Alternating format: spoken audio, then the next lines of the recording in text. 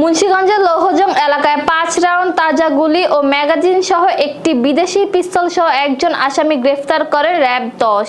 Rapid action battalion প্রতিষ্ঠাকালীন সময় থেকেই দেশের সার্বিক আইন শৃঙ্খলা পরিস্থিতি নিয়ন্ত্রণ রাখার লক্ষ্যে সব ধরনের অপরাধীকে আইনের আওতায় নিয়ে আসার ক্ষেত্রে অগ্রণী ভূমিকা পালন করে আসছে। র্যাব নিয়মিত সন্ত্রাসী, সংঘবদ্ধ অপরাধী, অস্ত্রধারী অপরাধী, ছিনতাইকারী সহ মাদকের বিরুদ্ধে অভিযান চালিয়ে আসছে। গতকাল 6/8/2025 তারিখ রাত আনুমানিক 8 ঘটিকায় র্যাব 10-এর একটি আভিযানিক দল গোয়েন্দা তথ্যের ভিত্তিতে জানতে পারে যে মুন্সিগঞ্জ জেলার লৌহজং থানাধীন হলদিয়া গোয়ালিমন্ত্রা বাজার এলাকায় একজন ব্যক্তি আগ্নেয়াস্ত্র সহ অবস্থান করছে।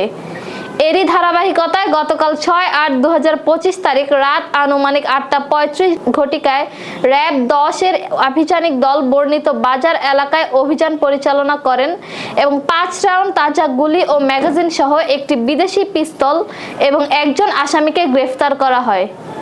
গ্রেফতারকৃত আসামির নাম মোহাম্মদ শাহানুর। তার বিরুদ্ধে অস্ত্র আইন অনুযায়ী মামলা দায়ের করা হয়েছে। গ্রেফতারকৃত ব্যক্তি পেশাদার অবৈধ মাদক ব্যবসায়ী, অস্ত্রধারী, সন্ত্রাসী ও চাঁদাবাজ। সে বেশ কিছুদিন যাবৎ অবৈধ অস্ত্রের ভয় দেখিয়ে মুন্সিগঞ্জ জেলার লৌহজং থানাধীন হলদিয়া গোয়ালিমন্ত্রা বাজার সহ বিভিন্ন এলাকায় মাদক ব্যবসার আধিপত্য সহ চাঁদাবাজি ও বিভিন্ন ধরনের সন্ত্রাসী কার্যক্রম পরিচালনা করে আসছিল।